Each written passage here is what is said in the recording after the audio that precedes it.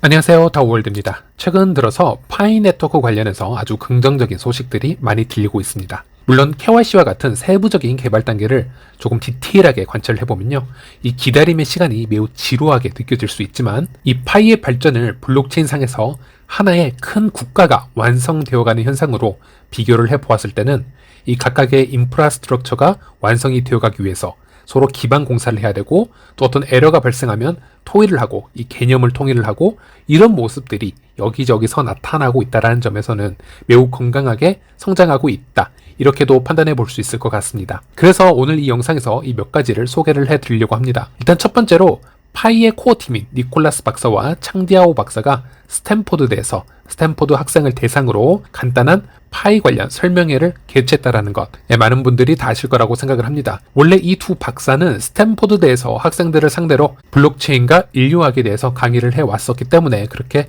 놀라운 행보라고는 할 수 없습니다. 하지만 저는 개인적으로 이 강의가 매우 궁금하긴 했었습니다. 왜냐하면 파이의 프로젝트가 출시된 이후로 이 파이의 알고리즘을 가장 정확하게 설명해 줄 시간이 바로 이 시간이 아니었을까 해서 매우 기대가 되었었고요. 사실 이런 부분이 온라인에서 좀 클리어하게 공개가 되었다면 파이나 블록체인 자체에 관심이 없는 분들에게도 이 파이 네트워크의 미션을 논리적으로 설명을 해드리기에 매우 유용한 자료가 될 수 있었을 텐데, 아쉽게도 영상으로 따로 공개가 된 것은 없었습니다. 이 강의에 대해서는 파이 측에서 얘기를 하기를 스탠퍼드대의 또 다른 교수이죠, 데이비드 마지에르 교수의 FBA 이론을 얘기를 한다 했었고, 이 FBA는 현재 스텔라 컨센서스 프로토콜, 즉 SCP 합의 알고리즘으로 스텔라에서 채택이 돼서 사용이 되어지고 있습니다. 그리고 이 이론은 파이 블록체인에서도 흡수를 한 아주 코어 기술이기 때문에 파이를 공부하려는 유저들에게도 매우 중요한 이론이 될 수 있겠습니다. 제가 지난번 영상을 통해서 이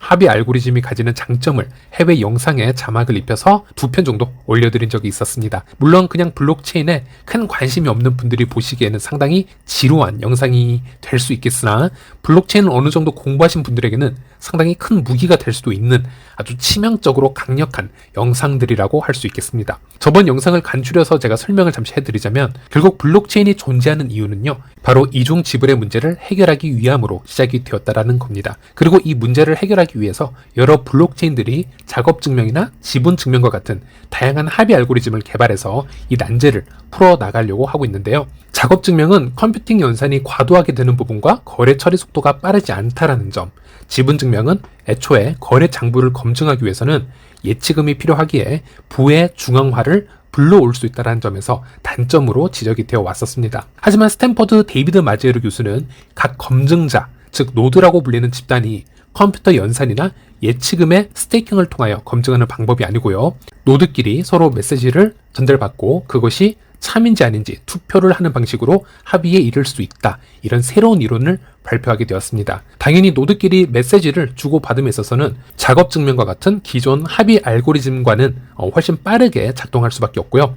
이 검증자의 투표에 참여하기 위해서는 어떤 조건이 필요한 것이 아닌 탈중앙화의 형태로 자유롭게 참여와 검증이 가능하다라는 말씀을 드렸었습니다. 그렇기 때문에 타 블록체인에 비해서 매우 빠르게 탈중앙화가 돼서 확장되어 갈 수밖에 없는 구조임을 말씀을 드렸었고, 그리고 이 FBA 또는 SCP라고 불리는 이 알고리즘에서 본인의 활동이 이 알고리즘에 영향을 주기 위해서는 쿼럼 슬라이스라는 최소 개념의 그룹에 속해 있어야 한다라는 말씀을 드렸었습니다. 이 쿼럼 슬라이스는 여러분들이 서로 신뢰하는 지인들 또는 가족들과 그룹을 만들어서 서로 신뢰하는 존재임을 증명하는 방식이고요. 이 쿼럼 슬라이스라고 불리는 신뢰 그룹은 서로 셀 수 없이 여러 장으로 겹쳐지면서 중간에 악의적인 노드나 동작하지 않는 노드들이 있다 하더라도 투표의 결과값을 조작 없이 도출할 수 있는, 즉 이중 지불 문제를 아주 효율적으로 해결할 수 있는 특징을 가지고 있다 말씀을 드렸었습니다. 여기까지가 스텔라의 핵심 알고리즘 기술이라고 보시면 되겠습니다. 파이 네트워크에서도 휴대폰을 통해서 쿼럼 슬라이스라는 신뢰 그래프를 만들어내고 있습니다. 이것을 방패 인원 추가라고 우리들은 얘기를 하고 있습니다. 그래서 방패 인원은 여러분들이 꼭 신뢰할 수 있는 주변 인물들로 그룹을 만드는 것을 항상 추천을 해드려 왔었는데요. 이 방패 인원을 통한 신뢰 그래프가 정직하게 구현이 되면 될수록 파이 네트워크는 더 강하고 안전하게 작동한다라는 것을 생각을 해보시면 될 것 같습니다. 여기서 한 가지 짚고 넘어갈 부분이 있는데요. 스텔라는 이런 합의 알고리즘을 사용을 하고 있지만요. 실제로는 무한대로 네트워크가 확장되어 나가는 데는 한계가 있습니다. 왜냐하면 스텔라의 생태계는 레거시 금융권의 법정화폐를 토큰화시켜서 이동시키고 있고 스테이블 코인과 연관되어서 이동되는 것에 최적화가 되어 있기 때문에 실제 합의를 이루는 현상이 폐쇄적인 부분들도 존재합니다. 그만큼 이 스텔라 합의 알고리즘은 이론 자체는 탈중앙화를 얘기하지만 실제 사용되는 부분들은 아주 민감한 자산들을 다루고 있기에 노드의 참여와 합의를 이루는 부분이 탈중앙화를 크게 이루었다라고 말을 하기엔 무리가 있다라는 점이고요.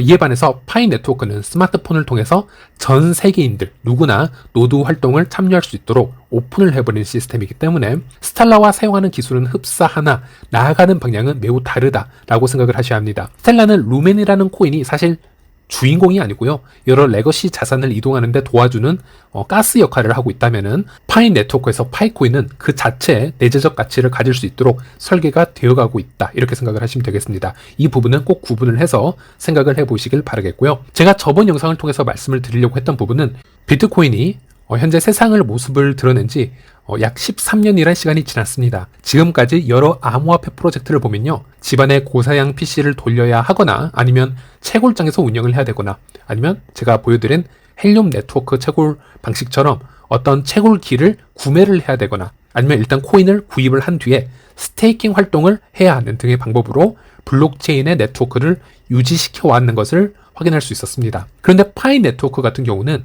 세상에 가장 흔하게 퍼져나가고 있는 이 스마트폰이라는 기기 하나로 파이 네트워크를 유지하는데 아주 쉽고 간단하게 기여를 할 수 있다는 점, 참여를 할 수 있다는 점은 실로 엄청난 진화라고 할 수 있겠습니다. 그래서 니콜라스 박사가 이런 부분들을 이제 서서히 구체화시켜 나가고 있고 대중들에게 공개를 할 수 있다는 점은 개발의 초기 부분이 어느 정도 완성 단계에 다와가고 있고 그래서 서서히 대중에 이것을 드러내고 있는 것이 아닌가 생각을 해보았습니다. 네, 다음은 해커톤 관련 소식으로 잠시 넘어가 보도록 하겠습니다. 해외 여러 명문대의 해커톤 이벤트에 파이 네트워크가 스폰서로 참여하고 있다는 기사들이 있어서 제가 공유를 해드리도록 하겠습니다. 해커톤이란 해킹과 마라톤의 합성어로 한정된 기간 내에 기획자, 개발자, 디자이너 등등 여러 참여자가 팀을 구성해 마라톤을 뛰듯이 쉼없이 아이디어를 도출하고 이를 토대로 앱이나 웹 서비스 또는 비즈니스 모델을 완성하는 행사를 얘기를 하고 있습니다. 여기서 해킹이라는 단어는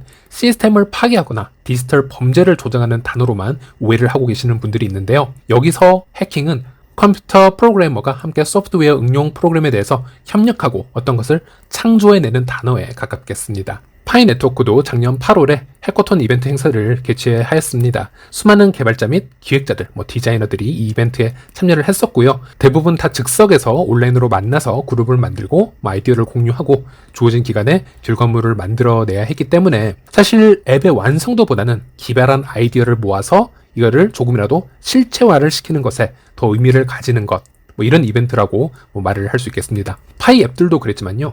해커톤에서 발표되는 앱들은 아주 처음에는 어설퍼 보일 수밖에 없습니다. 작년에 그 기간에 제 영상을 보신 분들도 아시겠지만 저도 여러 해커톤 관련 앱에 참여를 쉽게 하였고요. 어떻게 진행이 되는지 모습을 보여드린 적이 있었습니다. 그만큼 여러분들도 어떤 아이디어를 가지고 있고 조그만한 기술을 가지고 있다면 충분히 다 도전을 할 수 있다는 뜻이고요. 대신 며칠 안에, 몇 주 안에, 몇 달 안에 어떤 결과치를 만들어내야 되기 때문에 핵심 부분만 골라서 일단 제출을 해야 되는 게 목적이라고 할 수 있겠습니다. 그러니 해커톤 작품들은 전체 퀄리티로 평가를 하는 것이 아닌 핵심 아이디어로 평가를 하는 이벤트라고 생각을 하셔야겠습니다. 자, 그런데 이번 10월 14일에서 10월 16일까지 우리가 잘 알고 있는 세계 최고의 명문대이죠. 하버드대에서 해커톤 이벤트가 개최가 된다고 합니다. 이 해커톤 대회 출시 앱들의 카테고리를 보면요. 블록체인과 웹 3.0의 카테고리가 있고 교육 쪽이 있고요. 엔터테인먼트가 있고 그리고 삶의 질을 향상시켜줄 수 있는 라이프 핵 관련 부분이 존재하는 것을 알 수가 있었는데 여기서 블록체인과 웹 3.0 관련해서는 파이 블록체인이 대표적으로 이렇게 노출이 되어 있는 것을 볼 수 있었습니다. 제가 이 설명을 잠시 읽어드리면요. 블록체인은 기술 발전의 다음 물결을 이끌고 있으며 금융 시스템과 혁신에 광범위한 영향을 미쳤습니다. 소셜 암호화폐인 파이 네트워크는 웹 3.0에서 진정한 디지털 시민의식을 위한 청사진을 만들어 나가고 있습니다. 파이 네트워크에 사용하기 쉬운 플랫폼에서 앱을 개발하고 3,500만 명이 넘는 참여 사용자로 구성된 커뮤니티에 플러그인 할 수 있는 기회를 얻으십시오. 이 트랙에 성공한 참여자들은 API 및 기타 기술을 사용할 수 있을 겁니다. 게임, 아트, NFT 앱, 디파이 앱, 메타버스 및 소셜 앱 등을 예로 들 수 있겠습니다. 이렇게 설명이 되어 있네요. 즉 해커톤 참여자들이 웹 3.0에 관한 아이디어로 탈중앙 앱 또는 디파이 앱을 개발하게 된다면 일단 파이 블록체인에서 개발을 할 확률이 매우 높다라는 것이 되겠죠. 물론 제 생각에는 당분간은 파이의 테스트넷과 연결이 되어서 개발이 허용되지 않을까 생각을 해보고 있습니다. 어쨌든 이 소식은 파이 네트워크 생태계 발전을 위해서는 아주 긍정적인 소식이라 할 수 있겠습니다.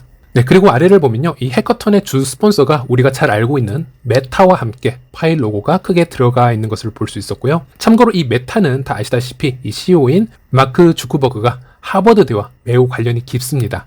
이 하버드대를 중퇴하였지만은 페이스북이라는 세계 최고의 소셜 플랫폼을 만들어내었고요. 그 하버드대 졸업식에서 스피치도 했었고 하버드대로부터 명예 박사 학위를 받아낸 인물이기도 합니다. 그러니 메타가 들어와 있는 것은 어쩌면 당연하게 보일지도 모르는 부분인데요. 이것에 파이 로고도 크게 들어와 있어서 저도 좀 놀란 부분이 없지 않아 있었습니다. 그리고 미국의 또 다른 명문대이죠. 버클리대에서도 비슷한 기간인 10월 15일에서 16일까지 해커톤 행사가 개최가 됩니다.